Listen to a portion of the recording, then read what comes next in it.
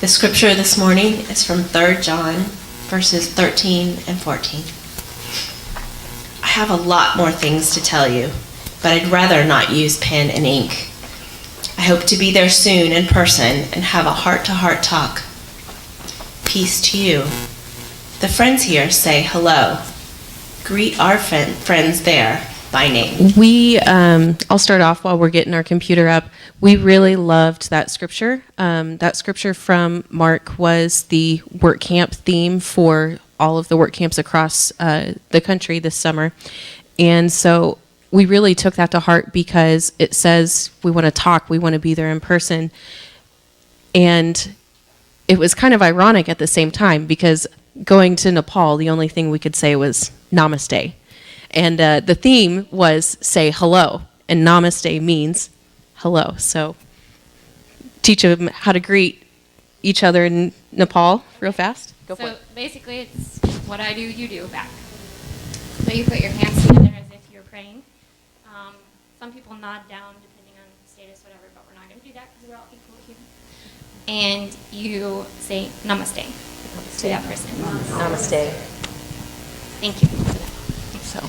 And like she said, that was really, the theme was really meaningful for us just because it literally was the only thing we knew how to say when we got there.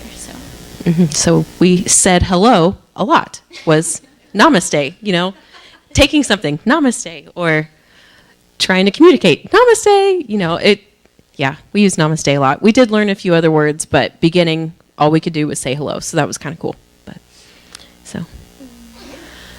Okay, and I'll start us off. These were our work camp peers. There were 16 of us total. We had 2 leaders, Jay Whitmire and Emily Tyler, and then there was the 14 work campers, young adults. So it was a really great group. We got to meet a lot of new people from around the country, and that was really cool. The girl in the top left is Jessie, and she was really excited about Qatar Airways and how they spoiled us on the way there. So just FYI. And then the bottom picture of the food is kind of typical dishes that you would see in Nepal. So you have your naan. The only thing that's not pictured really is the rice. We ate a lot of rice and curry and vegetables. And it was all delicious.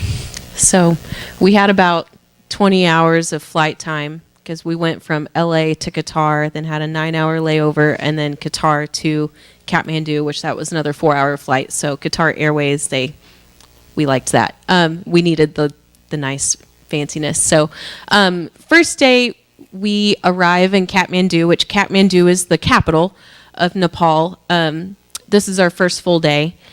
And we just kind of took the day to get used to the culture, to familiarize ourselves with where we were going to be, because we were in somewhat of a touristy area of Kathmandu called Tamil.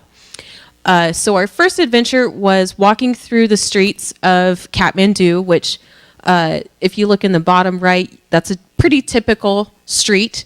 Nothing's paved, or very little is paved, I should say. Mostly dusty, dirty roads, large potholes, not very well maintained just because it doesn't last with the wear and tear of the continual traffic. We walked through the streets of Kathmandu up to a place called Swayambunat, which is a Buddhist stupa or a temple. It's the monkey temple. And we had some pretty incredible views along the way. So you can see that we were in the valley of Kathmandu Valley, so surrounded by mountains no matter where we go. So those of us from Kansas, it was extra special to see hills and whatnot. And then you can see all the different varying types of rooftops, colors, everywhere. It was kind of a neat city to walk through. All right, and then this is us walking up to the temple that she was talking about, or the stupa, I mean. There was upwards of 400 some odd stairs, so that was our first getting used to going up hills hike. Good break-in method. And then there's some of the group at the top of the stupa. And it was very colorful, very beautiful. The panorama was astounding. And you could just see all of Kathmandu, and that was pretty amazing. When we got to this stupa, you are required to walk in a clockwise fashion around the stupa. So you'll see a video later on of us doing that. Is there anything else you want to add? The left picture are people in our group walking up the stairs. Okay, and then here's the video.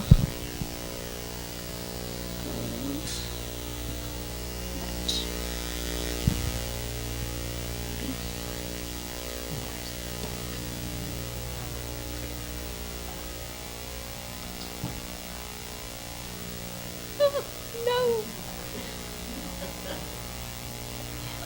Of course. Oh no. It wouldn't. Sorry. That one's for later. Foreshadowing. There we go. 100 for big one. 100 for big one. If you like.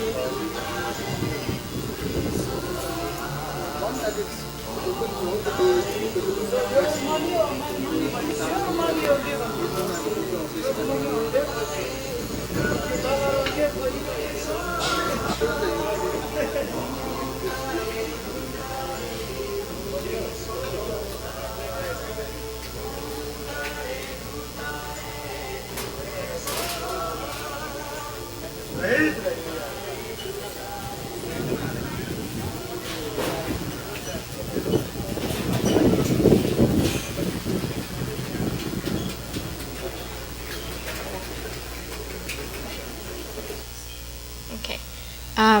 So some of those cylindrical things that you were seeing that she was videoing are prayer wheels of sorts. So what you do is you say your prayer and you run your hand along the wheels as you walk, and it's actually a really incredible experience to do something like that. As you can see, very different. Lots of statues and ornate things, but it was really cool. So,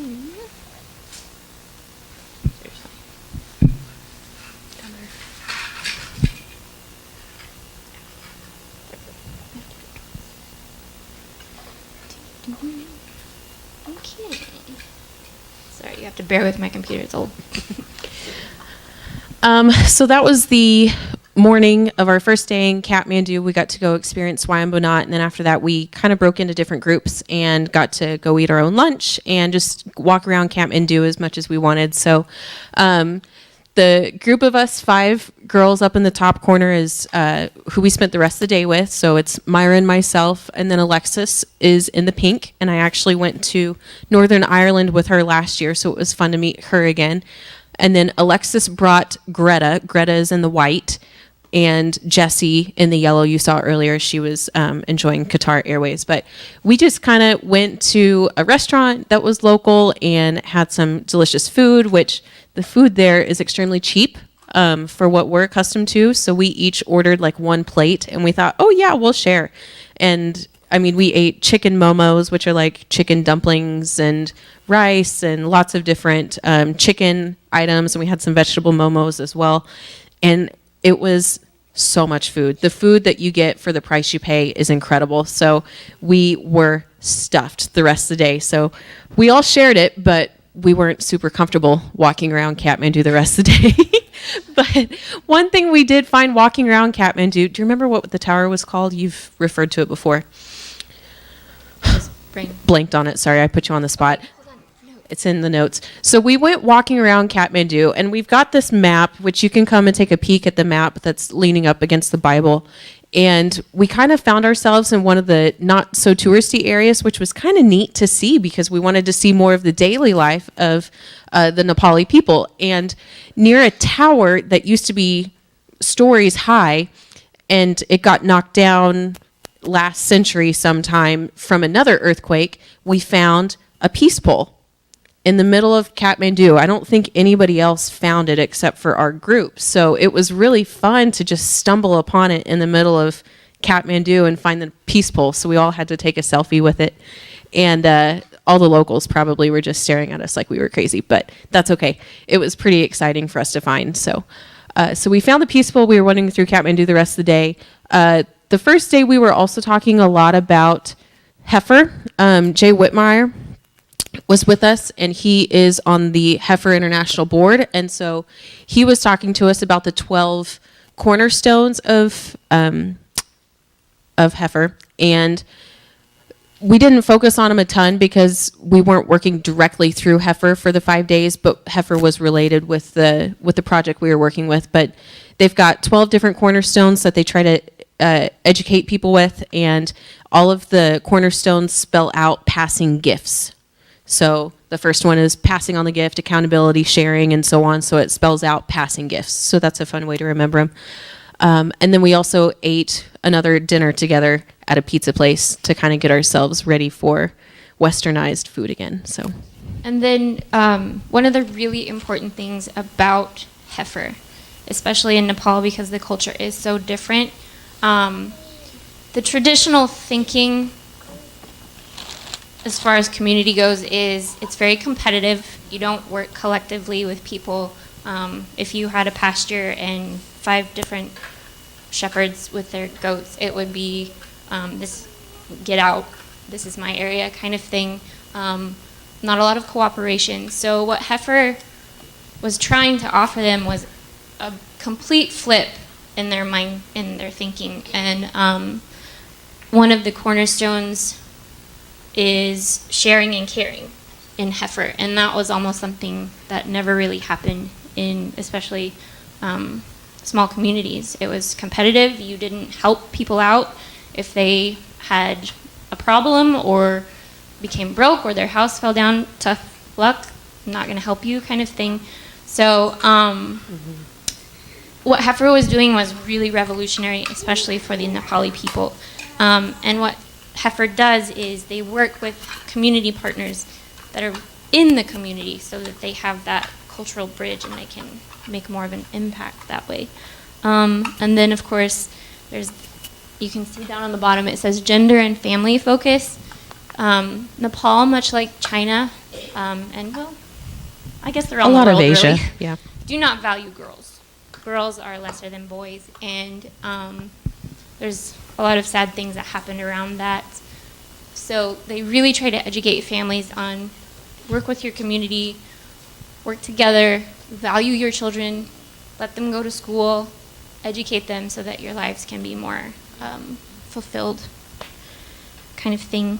And yeah, is there anything else you want to talk about with the questions? But yeah, if you ever have a chance and you're on the internet and you just want to read something random, look at the cornerstones of Heifer because they're really, really neat and really important, I think. But, I can continue. Go for it. Okay, so the building in the top left is the guest house where we stayed while we were working. The organization that we were working with was not Heifer, it was called RIMS. And I'll have to look to make sure I get Resource. where is it? I never remember. Resource Identification and Management Society of Nepal. I was getting there. So, yes, so that was the name of the organization. It was shortened to RIMS. And they focus on educating the farmers in the community. And I believe when we arrived there, they were doing a class on crop insurance for people. So that education piece is what they work on. And they have this guest house for the people who go through their program if they have to travel long distances where it's impossible for them to come and go each day. So the people in the program get to stay in that house, and they graciously let us stay in those rooms, which were, of course, no AC anywhere Nope. the whole time. None. But we had, usually there was 2 beds, sometimes 3, and they all had mosquito nets over them, which was definitely needed. It was. And then the bottom picture is a kind of warped panorama of the roof of the guest house. So we had mountains all around us. Mm-hmm. Oh, they don't call them mountains. They are hills. But they're mountains. And at night, when we would do devotions, you could see like twinkling lights up on the mountains through the windows, and it was so beautiful. And it's different. Mm-hmm. Kansas is flat, but it was really meaningful and good experience to see that and wake up to that every morning. So, Anything else? I think we're going to work next. Yep. Mm. So, nope. Okay. Okay. So we were lucky enough to have someone from McPherson College who is basically a professional photographer. And that photo on the bottom is his. That is sunrise from our guest house on the roof. Probably about 5 a.m., so we got a lot of sun early in the morning, all day. Yeah, it's absolutely beautiful.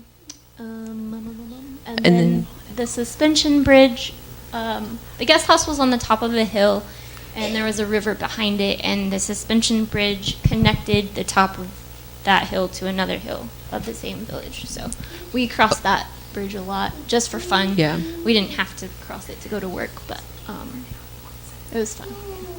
Yeah. There were daily treks to the river Yes. to wash off. And Yep. just because the water was really cold and it was super hot. So we would go down there and just relax and kind of chill and process what. Just adventure, yeah, and process what we had done that day. So,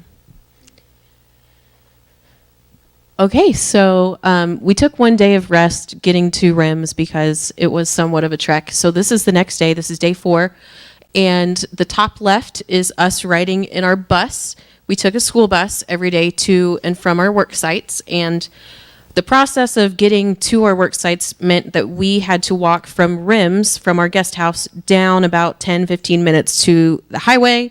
Then the bus would meet us at the highway. We'd all hop on, drive half an hour, and then the one location would be dropped off, and we'd walk back up a mountain, up a path to get to our one village.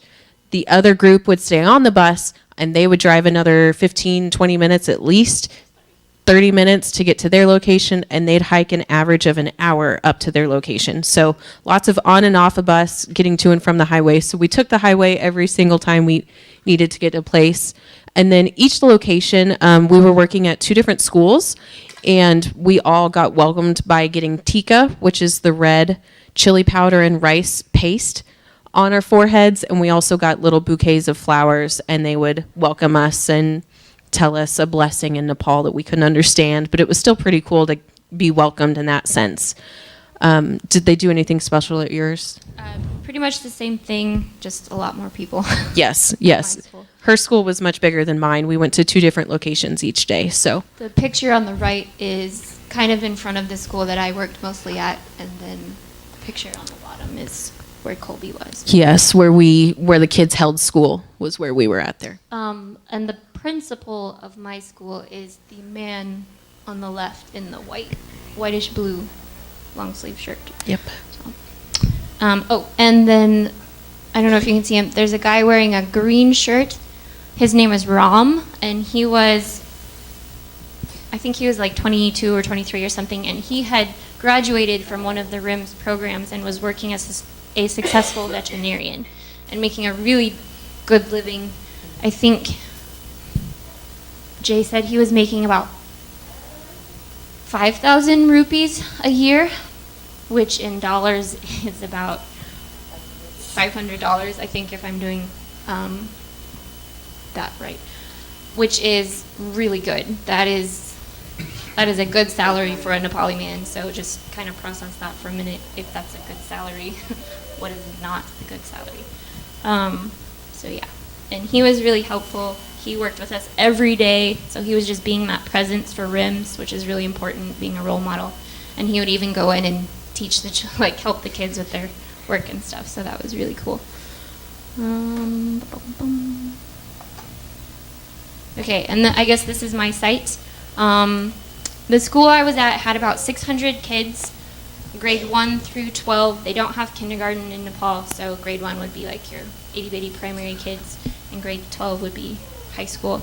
The man in the orange shirt was the leader of the RIMS program, where we stayed at the guest house, and he stayed for the first 2 days and helped us, and then someone else came and helped. His name was Prim.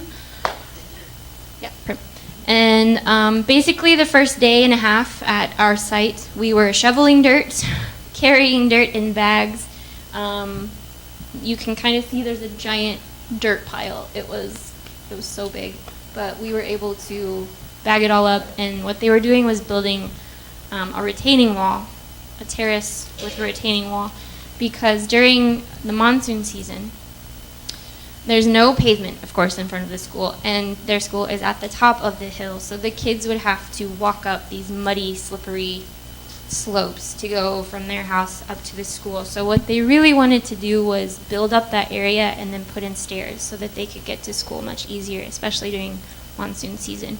So we were kind of a little bit rushed with this project because it was going to rain soon, and they wanted to have the dirt in place so that it could get packed down before it rained. And we were able to do that, which was amazing because it was a lot of hard work. And we were talking probably upper 90s, lower 100s temperature-wise.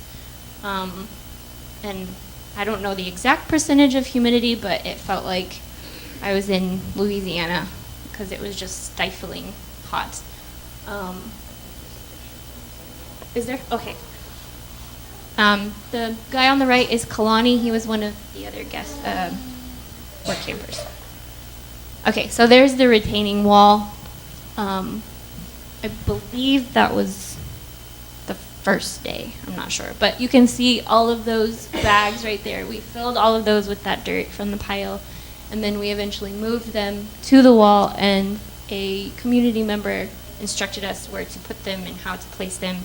And then we filled in the back of the wall with dirt so that it was kind of at an angle and would drain properly. The two women on the right are two work campers. We have Brianna and Greta, and they were amazingly strong. I was quite jealous. So behind them, I don't know if you can really see it, but that was the entrance to the school. And you can kind of see that it goes out and then it kind of drops. That was a steep incline up, and that's where they wanted to put the stairs. So.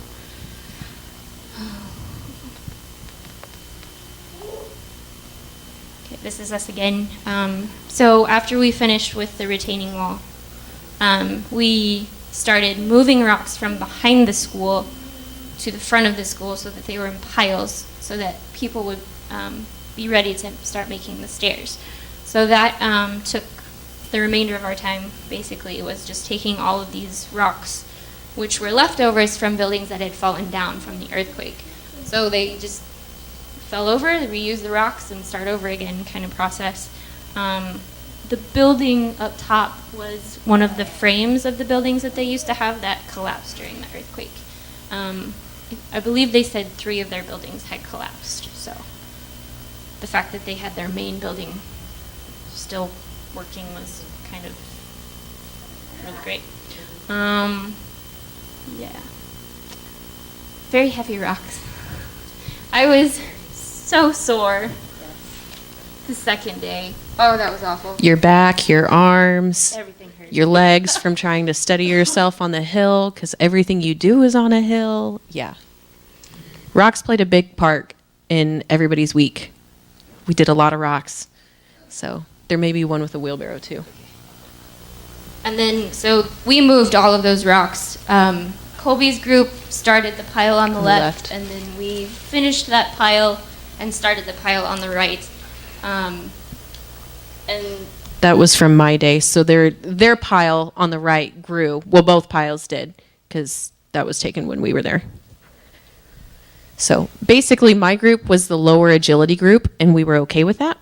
And so, because we did not have as long of a hike up to our location, so each group wanted to experience the other's work site. So the fourth day, I think, third or fourth day, we swapped. Third day, we swapped locations. So I got to be at Myra's place one day, and she got to be at mine one day, and then we went back for the last day to go and see each other's site. So we got to experience both. Mm-hmm.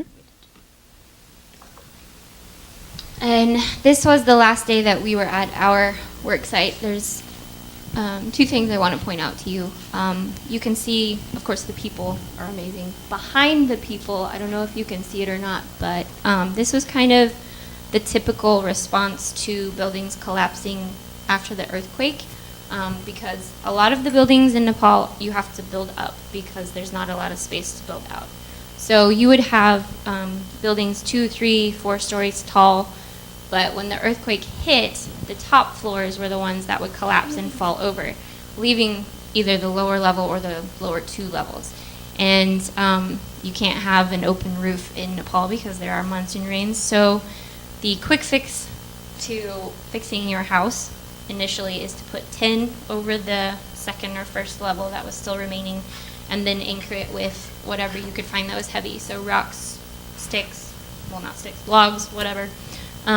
So 2 years later, after this earthquake has happened, you still see houses in that preliminary response mode, recovery mode of reconstruction. So, yes. And then these were some of the children that we worked with at our work site.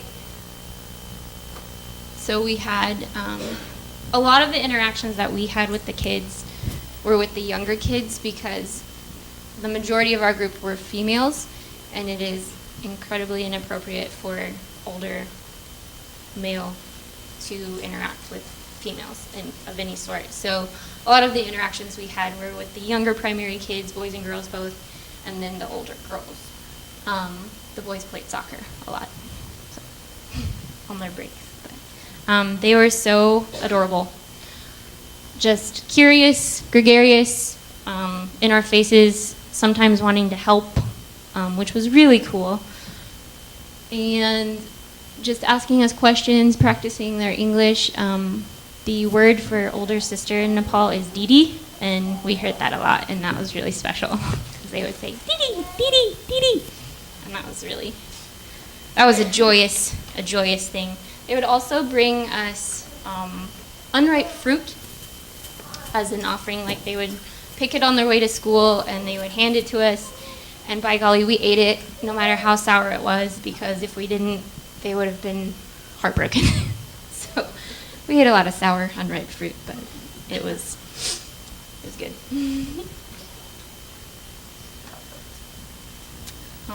And this is us with the kids walking down. They had breaks in between class. They only go to class from like 10 until we're thinking 4. It was pretty flexible. So the kids were in and out with us, and then they would have like a long lunch break in the middle where we got to interact with them and all that good stuff. But yeah. So you can kind of see that the terrace is on the right-hand side and literally on the top of the hill, and you can see the other nearby hills in the background.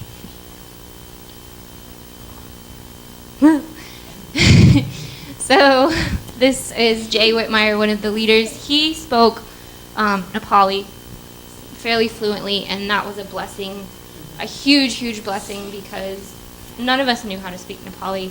We could only say namaste or Water. Yeah. Pani. Money. So having him was really great. And then that's Ram. He brought a chicken the second day, I believe it was, a live chicken, and then killed it for us for lunch in front of us. And then we ate it. Well, I didn't, because I don't eat meat, but everyone else did. So that was an experience. But that was the chicken. He's the veterinarian, remember? Yes, he's a veterinarian, so he was very proud of his chicken, and before and after. Yeah. He did it in the school, didn't he? In the little teacher's lounge area? Yeah. He So did, yep. good stuff. I'm going to kill the chicken. Well, you said it in Nepali to Jay, but I'm going to prepare the chicken and then did it. So that was great, which is a huge honor. Mm-hmm. Meat is so expensive in Nepal, so just the fact that they sacrificed a chicken and fed it to us was amazing. We were very grateful for that. But yeah, there was a lot of joking and laughter between those two because they became really good friends early on. And this is you. Okay, so then this was my location. My location was substantially closer to the highway, but I also think it was much more poor than the community that Mira's in most of the time. So my location was working on 3 buildings, which is illustrated in the top one. The middle building with the blue roof, that is the only actual building that's fully established there. I think all three of their buildings came down. And so when we arrived, that building was just one room was storage and the other room was empty. They weren't using it a ton. The area that's kind of by the big hill in the middle of the picture, that was a contracted building, so we did not have the rights to work on it because it was being done by professionals. So we didn't really get to work on that a lot. Where we were at was on the very left side, and this is where the kids were holding school, which is illustrated in the picture in the bottom. They basically were in a picnic shelter area, is kind of how we would think of it, holding school every day. So they were open to the elements. They didn't have any sort of break from the sun. It was just very, I don't know, not a lot of technology there because they didn't have access to it. No electricity, obviously no computers. And we were working just down on the bottom of that. The first 2 days we were harvesting rocks from the cliffside. So again, that's rocks, lots of rocks there. And from then we went on to build concrete pillars around each of the metal beams of the structure to eventually get it like the structure in the middle. So our goal was to have a concrete outside just like what they already had. So what else? Yeah. So this is us. This is from the side of the picnic shelter school area. We were harvesting rocks for 2 days. We didn't have somebody from our group who was a translator, so Jay got to go with her group. We had somebody from RIMS whose name was Bishnu. And for us, I think it was a little difficult the first day because we were still getting to know Bishnu and creating a relationship with him because we couldn't ask Bishnu, well, hey, why doesn't he, do this? Whereas we had the relationship with Jay to say, Jay, go ask him this. We still didn't know Bishnu enough to ask those kind of invasive questions that we wanted to know. Plus, his English was not as strong as what Jay's was, obviously. So he was still getting used to practicing English as much as we were getting used to the culture. So the first day it was a little frustrating for us because we got to see all of the progress that the other group did by filling the bags and visually seeing the change, whereas we were just taking rocks from a cliff and putting them in a pile. And so I think for us, it was a little hard to accept that first day of work, but the more that we got going, the more that we fell in love with our location, just as Mira's group fell in love with hers because we got to actually start building the building. And so that definitely, we could see the progress there. So what we were doing, it was good work. We just had to kind of trust God and knowing that it was leading to the good work. So yes, lots of rocks, and we ended up placing them right next to the picnic shelter school. And then when we were not there, when we were at Mira's location, Mira's group moved the whole rock pile. So we were really glad we didn't have to move them again. Would have been a little hard on our ego there. But so lots of rock building, and then the process of creating the concrete, we all mixed it by hand. So the locals there, they were the ones that were the masters of this. They'd tell us, go get a bucket of, or what is that? Wheelbarrow of rocks, go get a bag of concrete, go get some sand. They'd know the water, they'd know the ratios, and they just start mixing it, and we could never keep up. They did it for hours, and we couldn't follow them. So it was kind of interesting to see them mix concrete, and Mira said it's a lot like how Curtis showed us a week or two ago with how they do it in Nigeria. So again, very similar techniques all across the world. For lunch, we actually got to go up a hill and eat in a person's house. You guys, they ate in the school where the teacher's lounge kind of was, but we got to go sit in a Nepali house, which was pretty interesting. And we were told that this is probably a middle class house because it's going to have 2 stories. It's made out of kind of the mud adobe style. And this one did have a couple outlets for electricity, but it looked like it was about to explode at any moment from fire dangers. So, and if you click, you'll see the inside of the house next. So when you walk in and you look to your left, you're going to see this area of storage. And then if you walk in and you look to your right, you're going to see where we ate. And so right in front of the window, there's the straw mats, like what you can see on the other side of the picture. And we just sat on the floor and ate there. You want to cross your legs. We made sure to take off our shoes before entering into the home, and we ate lots of food. Our location was really good about monitoring how much we ate. You guys struggled a little bit with communicating that no, we really didn't want more. It was delicious, but we physically can't eat anymore. Yeah, we would tell our cook, no more please, small portions, and he would just go scoop, scoop, scoop, and we're like, ugh, because it's really rude to not eat all of your food. And they were just piling it on, and I asked Jay at one point, which is more rude, to not finish it or to vomit immediately after, because I was at that point, and he was like, they're both bad. I was like, thanks. Challenge accepted. So But after our stomachs expanded, it was a little bit better. a little bit easier. Yep. All right. But yeah. Oh, and I guess I should add, when we were in the room, Jay said to keep our feet always tucked in under our knees or our legs, because apparently, I guess it's really, really, really rude to show your feet to someone when you're in their home, like eating meals with them. So just the cultural things were so neat and interesting, and learning about them was a journey. Okay, and then we have a video that you kind of already saw a little bit. I'll talk about it. So this is Emily Tyler getting her face tika'd again, as Myra's pulling up the video. The last day, at least at my location, we didn't work a lot because we enjoyed getting to play with the kids, and we did a little sing-along before we left. Everybody, as we left, we got tika'd as a blessing for safe travels going back, and we got a shawl or a lei of flowers as well. Marigolds for us, and you guys had some sort of beautiful purple flower as well. So that was pretty fun. But before we got blessed to leave, we had a little sing-along with the kids. So we interrupted their schooling quite a bit.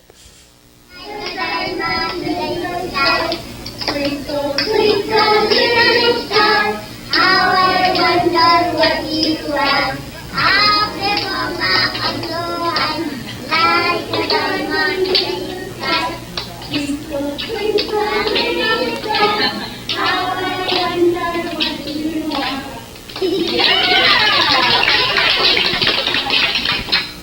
So that was the only song that they knew in English, Twinkle, Twinkle, Little Star, and we were very impressed at their skills. Oh, keep that back up real fast. I didn't tell you to. I was going to point out that was pretty much all of my school at the location I was at most of the time. We were a pretty small elementary school of kids, 1 through 5th grade, I would say, and we only had 3 teachers. There was maybe 30 kids. And the teachers that came in on the side, they were all in pink, and that's kind of the governmental uniform for teachers, is to be completely dressed in pink. You can see in the middle this big square thing. That was a form that the guys who were doing the concrete had created. So the concrete is actually inside drying, and we used a assembly line system with some curved metal basins that we filled the concrete with, handed it to one person, and then they actually poured it in and used a metal stick, I guess, to get it all inside and packed down really well. So we made concrete pillars. You can see the finished ones on the far right. Those were the first ones we started at. So they did it around every single one to make another 2-room schoolhouse with windows. So, And they did all of this with no levels, nothing like that. It was all, there was one tape measure, I believe. I think so. Yes, we had a tape measure, and then they had string with a weight. And that was how they measured to make sure that the pillars were lined up and level. So we're talking very primitive almost. primitive, basic. But it worked. It worked. They were yeah. good at it, Yeah. and it worked. We learned stuff. So But yeah. I think that's all I got. Okay. Thanks.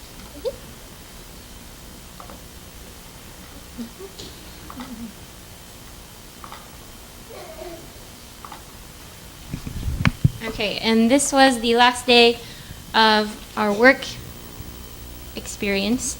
This was in front of the school, and as you can see, we have the red tika on our foreheads, and some people have the flowered leis, and all of us had bouquets that they had picked flowers and given to us. The man on the right In the pink shirt is Druba, and he was another RIMS representative that came the last few days with us when Prim had to go to some executive meetings or something like that. We've got Kalani going left to right. Kalani, Greta, Cheryl, Alexis, Brianna, Micah, Jay, the leader, myself, and Druba. And Druba was also kind of a translator at times as well. The window that you see behind us is a window to one of the schoolrooms, and no AC, so the windows were always open for drafts. Okay, and then, so after we finished our work at the schools, we then went on kind of a tour of some actual families and organization, I would say, that had heifer training. So they had gone through the program, they had received some sort of animal. The first house, the farm that we went to, had goats. So those were the goats that they had. And as you can see, they have their meals in a very specific area. So they would feed the goats, and then behind that there was a platform for the goats to stay when they weren't eating. And that was part of the heifer education part. Traditionally in Nepal, you would let your goats roam freely, and your children would watch the goats. So you have the goats picking up diseases and getting illnesses, and so they're not healthy. And then you have the kids who are watching these goats all day and not going to school. So heifers really focus there is education and making sure that they're using their resources wisely so that their kids can get an education and better their lives, and so that their animals are quality and not sick. So. And the lady that led us is in the top right, and then she showed us, this is a whole cooperative of women that also have been working with heifer, and she even led us back to her farm area to where she was learning how to grow her own grass, which she then is feeding her goats, and then she's able to sell some of the grass to others to make more money as well. So she's educating others as well as making profits for herself. And sustainability is another one of the heifer cornerstones, as they call them, becoming self-reliant. We also went, and the gentleman that's in the blue with the hat was kind of our leader here throughout the village. The whole village just about had heifer education, but he took us to a dairy farm? It's like a dairy cooperative. Yeah. Everyone brings their milk from their water buffalo or from their cows, and they process it there at the dairy plant, so it goes through that clean Yep. process. So here they were making milk. They were mostly making yogurt as well. It was really good. Yeah, we had some. And this is Regima. Regima is in the very left. She was actually she works as a communication services of some sort with heifers, so she was a really great translator for us. And then after the dairy farm, we went to a women's cooperative convenience store, and so they basically were showing us how they're using their business education to monitor all their sales, and there's a lot of banking going on that I didn't quite understand because it had been quite a long day and lots of information in, and it was really hot, but it was a good day.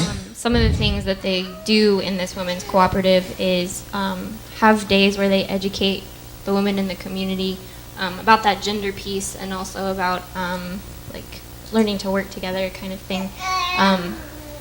And they had saved up money so that if tragedy strikes a family or something like that, they can give them some monetary assistance. So like that whole working together, having each other's backs, and cooperating with each other was really present in that group.